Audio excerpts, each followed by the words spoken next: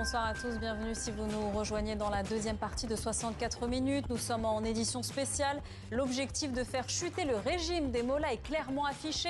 Après des semaines de contestation réprimées dans le sang, les Iraniens peuvent-ils faire confiance à Donald Trump pour se libérer de la dictature? Les Iraniens sont-ils prêts à se débarrasser des mollahs à n'importe quel prix? Pour en parler, Sepideh Farsi, réalisatrice franco-iranienne. Bonsoir, merci d'être avec nous. Aïda Tavakoli, doctorante franco-iranienne et présidente et cofondatrice de l'association We Are Iranian Students. Merci à vous d'être avec nous. Et Slimane Zeguidour, notre éditorialiste, qui va nous rejoindre dans quelques instants. Avant de commencer, on va résumer les faits avec vous. Florent Krepsek, bonjour. Bonjour. Des frappes menées par l'alliance américano-israélienne sur les rangs ont donc débuté tôt ce matin. Exactement. Dès le lever du jour, les premières explosions ont retenti sur le sol iranien et se poursuivent à l'heure où l'on se parle, comme nous le confirmait notre correspondant sur place il y a 15 minutes. Téhéran, tout d'abord. D'après l'agence officielle iranienne, le quartier Pasteur, où se trouve la résidence du guide suprême Ali Khamenei, a été visé, tout comme le siège de la présidence iranienne. À l'Espahan, autre grande ville, a été bombardée, ainsi que la ville sainte de Qom. Des sites militaires stratégiques ont par ailleurs été ciblés dans de nombreuses autres villes. 500 sites ont été ciblés selon Israël. D'après le Croissant Rouge, plus de 20 des 30 provinces iraniennes ont été visées par ces attaques. Les autorités iraniennes affirment par ailleurs qu'une école pour filles à Minab, dans le sud du pays, a elle aussi subi des bombardements. Il y aurait, selon l'agence officielle iranienne, 85 morts. La réaction iranienne n'a pas tardé. Israël a été visé. Oui, la riposte était attendue. Jusqu'à maintenant, le dôme antimissile a fonctionné. Les explosions ont retenti dans le ciel de Jérusalem. Vous le voyez, même chose à Tel Aviv. Aucun bilan humain pour l'heure. L'exécutif a très vite décrété l'état d'urgence spécial. Les sirènes donnant l'alerte et les applis donnant le feu vert pour la descente dans les abris ont bien fonctionné tout au long de la journée. Les écoles, lieux de travail et de rassemblement resteront fermés jusqu'à la fin de la journée de lundi. Le trafic aérien au-dessus du territoire israélien a été lui aussi fermé. Alors, des missiles iraniens ont pris la direction d'Israël, mais il y a eu d'autres objectifs dans la région. Oui, des pays accueillant sur leur sol des bases américaines. C'est l'objectif assumé de Téhéran. Voici toutes les tentatives de frappe iranienne dans cette région du Moyen-Orient et des pays du Golfe. Vous le voyez, il y en a beaucoup. Tous ces pays appellent ce soir au calme. Le Koweït affirme avoir intercepté des missiles visant une base américaine. L'ambassade américaine au Bahreïn a été fermée à cause de tirs iraniens. La Jordanie, un autre pays où se trouve une base américaine, a également été visée. Vous voyez ce que le ministère de la Défense des Émirats arabes unis a mis sur les réseaux, des photos de débris de drones et de missiles qui sont tombés dans cette zone. L'Irak a fait part de ses vives inquiétudes cet après-midi. Pourquoi ? Eh bien, regardez le ciel strié au-dessus de la ville d'Erbil, où l'Iran a tenté de bombarder une base de l'armée américaine. Quelques heures avant, une opération américano-israélienne avait visé, non loin de là, toujours en Irak donc, des positions de Kataïb Hezbollah, un groupe armé soutenu par l'Iran. L'Irak est donc pris entre deux feux. Le Liban a également fait part de ses inquiétudes, tout comme un autre voisin au nord, cette fois-ci, la Turquie. Merci beaucoup, Florent, pour ce résumé des faits très précis. Juste avant de rentrer dans le vif du sujet, je voulais avoir votre sentiment sur la situation sur place. Est-ce que vous avez des nouvelles de vos proches ? On a eu des nouvelles tôt ce matin, puis la communication a été coupée. Nos sentiments, comment vous dire les missiles frappent et les bombes tombent là-bas, mais nous aussi on est touchés ici. Évidemment, on est morts d'inquiétude et plein de rage par tout ce qui se passe depuis déjà fin décembre et tout ce que le peuple iranien a subi par notre propre régime et maintenant par ces attaques qui, j'espère, ne tueront pas plus, mais sont visiblement en train de faire des dégâts collatéraux quand même, déjà avec les 85 morts. Bah, évidemment, oui. Aïda ? Oui, je partage le sentiment d'inquiétude, mais aussi un sentiment de responsabilité immense. Je pense que c'est un moment de bascule. Ça fait déjà plusieurs mois, voire années, qu'on parle de l'embrasement de cette région. On a vu sur la carte le nombre de pays aujourd'hui qui sont impliqués dans dans cet affrontement militaire. Et je pense que ça appelle à une très grande responsabilité aussi collective.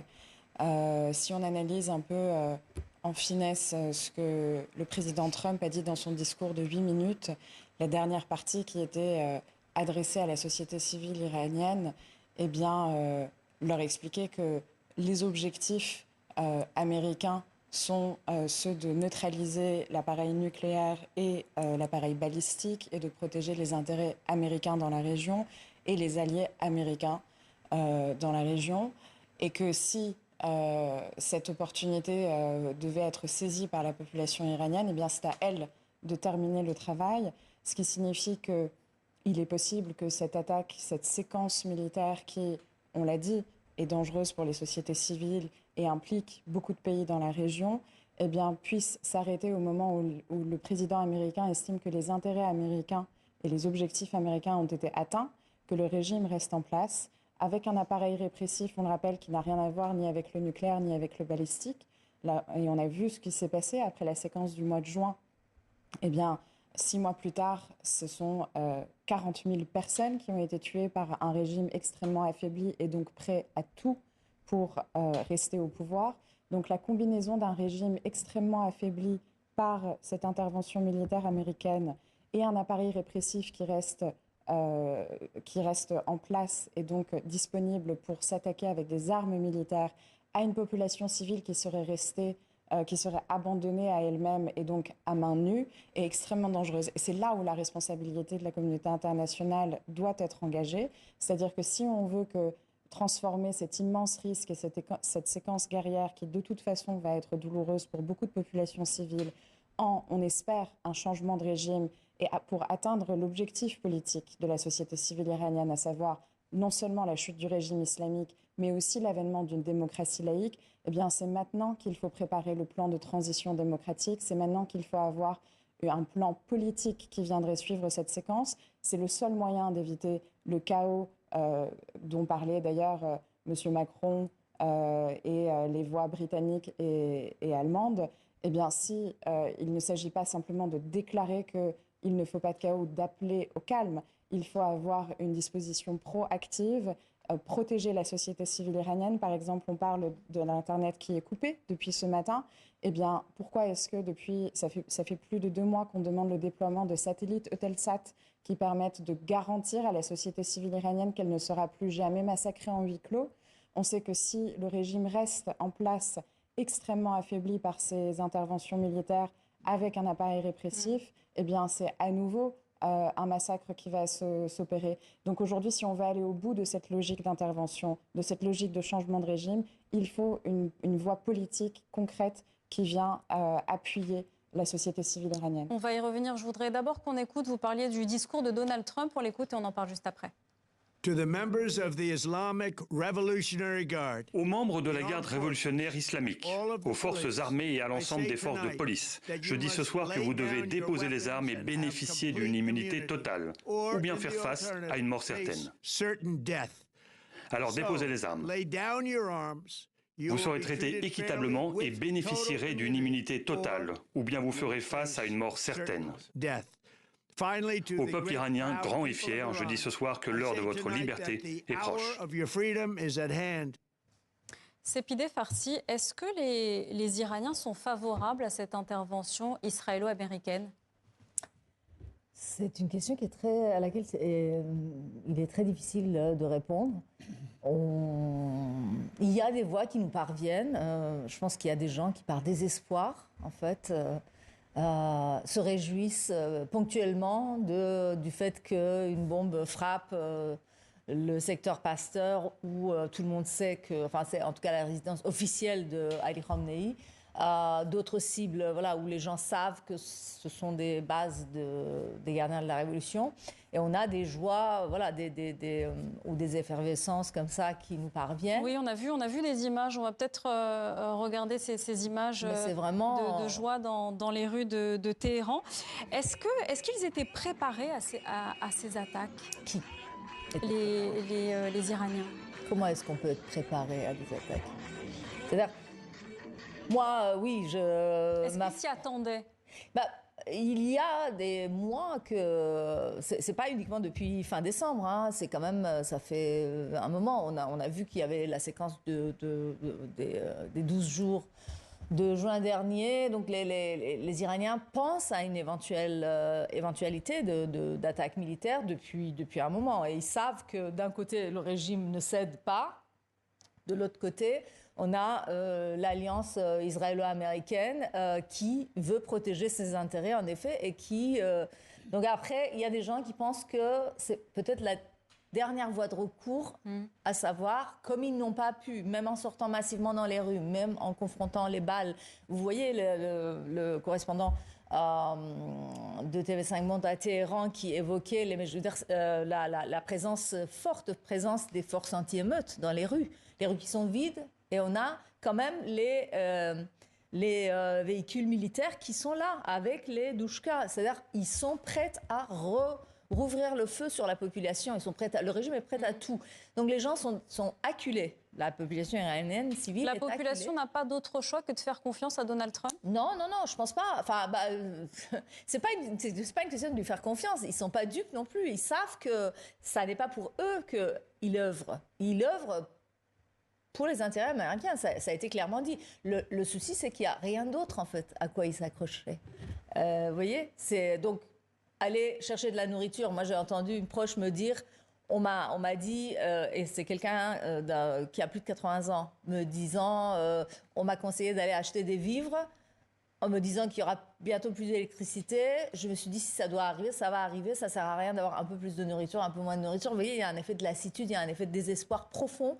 Et elle m'a dit, je regarde la lumière, je me dis, tant qu'elle est là, ça va. Et après, on verra. Vous voyez, je veux dire, cette population, les Iraniens ont été broyés par le régime d'un côté et par une gouvernance néocoloniale. Moi, je l'appelle ainsi. C'est pas à cause des Iraniens qu'il est en train d'attaquer. C'est parce qu'il y a beaucoup d'autres choses, dont le dossier Epstein, dans lequel il est impliqué. Il y a beaucoup de... Et donc, mais je comprends aussi les Iraniens qui seraient dans un tel désespoir que, oui, ils danseraient à imaginer qu'un des chefs de la garde de la Révolution, Shamkhani, par exemple, ou Khamenei, a été ciblé et peut-être est mort. Moi, j'aurais aimé les voir dans un tribunal. Et pourtant, il y a deux États voisins de l'Iran, l'Afghanistan et l'Irak, où les Américains sont intervenus militairement pour libérer ces peuples, n'est-ce pas? Oui, mais est-ce que c'est une libération? Non, je ne dis pas ça. Non, je veux dire. En fait. Je conforte ce que vous dites. Oui, tout à fait. Parfaitement. C'est-à-dire qu'on n'a jamais vu une intervention, un pays libéré par une intervention militaire étrangère et surtout américaine pour les Iraniens. Rappelez-vous comment ils ont ramené le Shah en 1954 en faisant un coup d'État. Et aujourd'hui, c'est le fils de ce même Shah qu'ils essayent de ramener en Iran.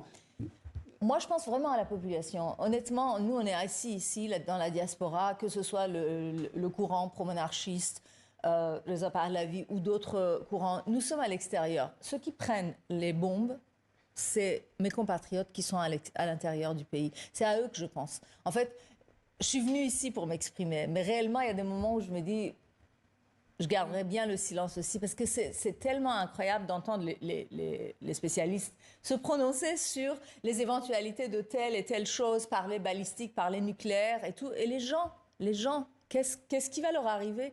Je veux dire, ces fillettes qui sont mortes, elles sont mortes, c'est fini. Aïda, est-ce que vous sentez que c'est la fin de ce régime?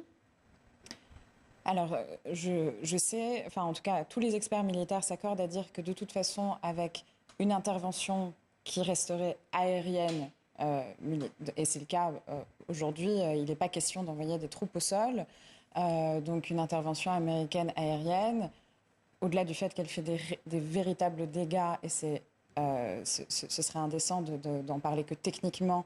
Et donc, effectivement, il faut rappeler que ce sont des engins de mort qui sont envoyés sur des populations qui sont des êtres humains. En plus de cela, eh bien, ça a été dit, ça ne suffirait pas à renverser le régime. Donc, pour essayer, en tout cas, c'est pour ça que je parle de responsabilité. On a une responsabilité aujourd'hui de ne pas se contenter de cette séquence guerrière en disant que Trump irait sauver la population civile iranienne. Est-ce qu'on peut libérer un peuple malgré lui? C'est-à-dire malgré lui? C'est-à-dire que là, les États-Unis interviennent, mais eux ne l'ont pas choisi. Est-ce que ce n'est pas à eux de descendre dans la rue comme ils l'ont fait pour justement faire tomber le régime? Ce peuple, alors c'est pas malgré lui, puisque c'est ce peuple qui a décidé d'en découdre avec ce régime, et la rupture fondamentale entre la société civile iranienne et le régime islamique est complètement consommée. Il n'y a pas de retour en arrière possible. La légitimité du régime est absolument perdue politiquement. Économiquement, ils n'ont pas su non plus répondre à la population civile iranienne. Et hydriquement aussi, on est en faillite hydrique. Donc en termes de ressources aussi, le régime islamique aujourd'hui est complètement en faillite. Donc ce n'est pas une libération malgré la population civile iranienne. En revanche, on est dans un cas qui est extrêmement particulier, où cette population civile va manifester avec un courage à couper le souffle immense dans les rues à plusieurs reprises, à chaque fois avec un nombre incalculable de morts. Et la dernière séquence, la plus meurtrière, c'est 40 000 morts en 48 heures. On le rappelle quand même, ce sont des crimes contre l'humanité. C'est d'une fulgurance absolument avec la police qui va dans les hôpitaux, qui va chercher... Qui va traquer les blessés, qui va traquer les manifestants. Parce qu'ils sont en face de qui? Ils sont en face d'une armée, d'une théocratie qui est militarisée et qui utilise des engins de guerre pour tirer sur une population civile, non armée, qui manifeste pacifiquement. On a vu qu'il y avait des enfants qui avaient été tués, plus de 500 enfants qui ont été documentés par l'UNICEF, qui ont été tués lors de ces manifestations. Ça signifie que cette population civile iranienne, elle est partie dans les rues en famille, parce que ce sont des manifestations qui étaient pacifiques. Donc, on est face à une asymétrie aujourd'hui de pouvoir entre la société civile iranienne et le régime qu'elle souhaite renverser, qui est absolument immense. C'est là où, quand on a des soupçons de crimes contre l'humanité qui ont été rapportés par la rapporteure spéciale de l'ONU, et qu'en 2005, l'ONU a voté la responsabilité de protéger, et c'est pas un ou deux pays qui ont voté cette responsabilité de protéger, c'est 140 pays qui se sont engagés à intervenir et à déployer tous les moyens possibles et imaginables pour pouvoir protéger des sociétés civiles qui seraient victimes de crimes de génocide, crimes contre l'humanité ou crimes de guerre. C'est le cas aujourd'hui de la société civile iranienne. Donc il n'est pas question de la libérer malgré elle, il est question d'assumer notre responsabilité, non seulement parce que nous l'avons voté en 2005, donc quand je dis nous, c'est la communauté internationale, c'est l'Europe, c'est la France qui a... de la puissance militaire aussi.